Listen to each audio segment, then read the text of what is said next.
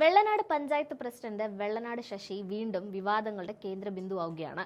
ഇത്തവണ ഒരു വന്യമൃഗത്തെ ക്രൂരമായി തല്ലിക്കൊന്ന കേസിലാണ് ഇദ്ദേഹം കുടുങ്ങിയിരിക്കുന്നത്. സംഭവത്തെ തുടർന്ന് കഴിഞ്ഞ കുറച്ചു ദിവസങ്ങളായി ഒളിവിലായിരുന്ന ശശിക്കെതിരെ വന്യജീവി സംരക്ഷണ നിയമപ്രകാരം ജാമ്യമില്ലാ വകുപ്പുകൾ ചുമത്തിയാണ് വനം വകുപ്പ് കേസെടുത്തിരിക്കുന്നത്. വെള്ളനാട് വാളിയറ സ്വദേശിയായ അരുൺകുമാർ എന്നയാളുടെ വീട്ടുമുറ്റത്ത് ഒരു മുള്ളൻ പന്നി അപ്രതീക്ഷിതമായി കയറുകയായിരുന്നു. പരിഭ്രാന്തനായ വീട്ടുടമ ഉടൻ തന്നെ വാർഡ് മെമ്പർ ശൈലജയെ വിവരമറിയിച്ചു.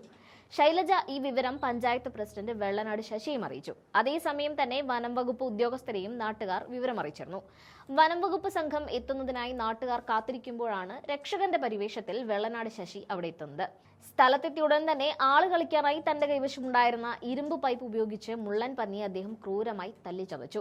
തലക്കേറ്റ മാരകമായ അടിയിൽ മുള്ളൻ പന്നി ചാവുകയായിരുന്നു എന്നാണ് പോസ്റ്റ്മോർട്ടം റിപ്പോർട്ടിൽ പറയുന്നത്. വനം വകുപ്പ് ഒന്നും വേണ്ട, താൻ തന്നെ ഇത് കൈകാര്യം ചെയ്തോളാമെന്ന് പറഞ്ഞായിരുന്നു വെള്ളനാട് ശശി മുള്ളൻ പന്നിയെ കൊന്നത്. പിന്നീട് മുള്ളൻ പന്നിയെ നോക്കിയപ്പോൾ ചോരയൊലിച്ച് കിടക്കുന്ന നിലയിലാണ് കണ്ടതെന്നും നാട്ടുകാർ പറഞ്ഞു. പഞ്ചായത്ത് പ്രസിഡന്റ് ആയതുകൊണ്ട് വന്യജീവി നിയമപ്രകാരം കേസെടുക്കാൻ കഴിയില്ലെന്നാവും ശശി വിചാരിച്ചത്. വന്യജീവി സംരക്ഷണ നിയമത്തിലെ സ്കെഡ്യൂൾ 1 ഉൾപ്പെടുന്ന മൃഗമാണ് മുള്ളൻ പന്നി. ഇതിനെ കൊല്ലുന്നത് 3 മുതൽ 7 വർഷം വരെ തടവും 25,000 രൂപ പിഴയും ലഭിക്കാവുന്ന കുറ്റമാണ്. ഫോറസ്റ്റ് ഉദ്യോഗസ്ഥർ സ്ഥലത്തെത്തിയപ്പോഴേക്കും മുള്ളൻ പന്നി ചത്തിരുന്നു. കേസ് വരുമെന്ന് ഉറപ്പായതോടെ ശശി തന്റെ ഔദ്യോഗിക വാഹനം ഉപേക്ഷിച്ച് ഒരു ഓട്ടോറിക്ഷയിൽ കയറി മുങ്ങുകയായിരുന്നു. നിലവിൽ മൊബൈൽ ഫോൺ സ്വിച്ച് ഓഫ് ചെയ്ത് ഒളിവിലാണ് ഇദ്ദേഹം. സൈബർ സെല്ലിന്റെ സഹായത്തോടെ ഇദ്ദേഹത്തെ കണ്ടെത്താനുള്ള ശ്രമത്തിലാണ് വനം വകുപ്പും പോലീസും. വെള്ളനാട് ശശിയെ സംബന്ധിച്ചിടത്തോളം വിവാദങ്ങൾ പുത്തരിയല്ല.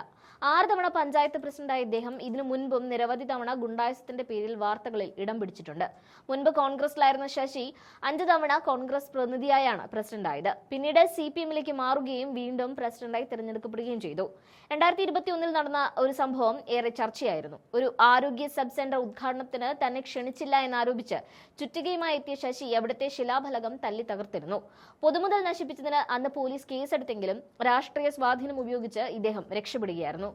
കൂടാതെ 1 വർഷം മുൻപ് ഒരു കടയിൽ അതിക്രമിച്ചു കയറി സ്ത്രീകളെയും കുട്ടിയെയും ഉപദ്രവിച്ച സംഭവം ഉണ്ടായിരുന്നു. ഇതിന്റെ വീഡിയോ ദൃശ്യങ്ങൾ സമൂഹ മാധ്യമങ്ങളിൽ വ്യാപകമായി പ്രചരിച്ചിരുന്നു. അധികാരത്തിലേറിയ ആദ്യ ദിവസം തന്നെ പഞ്ചായത്ത് വാഹനം കിട്ടാത്തതിന്റെ പേരിൽ വാഹനത്തിന്റെ താക്കോൽ ഊരിയെടുത്തതും സെക്രട്ടറി ഉൾപ്പെടെയുള്ള ജീവനക്കാരെ ജാതിപ്പേര് പറഞ്ഞ് അധിക്ഷേപിച്ചതും വലിയ പ്രതിഷേധങ്ങൾക്ക് കാരണമായിരുന്നു. ശശിയുടെ പീഡനം സഹിക്കവയ്യാതെ പഞ്ചായത്ത് സെക്രട്ടറി ആത്മഹത്യാ ഭീഷണി മുഴക്കിയ സംഭവം തൊട്ടടുത്ത ദിവസങ്ങളാണ് ഉണ്ടായത്. CPM-ന്റെ സംരക്ഷണം ഉണ്ടാകുമെന്ന ഉറപ്പിലാണ് ദിവസങ്ങൾ പിന്നിട്ടിട്ടും ശശി ഒളിവിൽ തന്നെ തുടരുന്നത്. മുൻപ് കാണിച്ചിട്ടുള്ള തലതിരിഞ്ഞ പ്രവർത്തികൾ പോലെയല്ല ഇത്തവണ. വന്യജീവി സംരക്ഷണ നിയമപ്രകാരം ജാമ്യമില്ലാ വകുപ്പ് നിലനിൽക്കുന്നതിനാൽ ഇത്തവണ ശശിക്ക് അഴിയെണ്ണേണ്ടി വരുമെന്നാണ് അറിയാൻ കഴിയുന്നത്.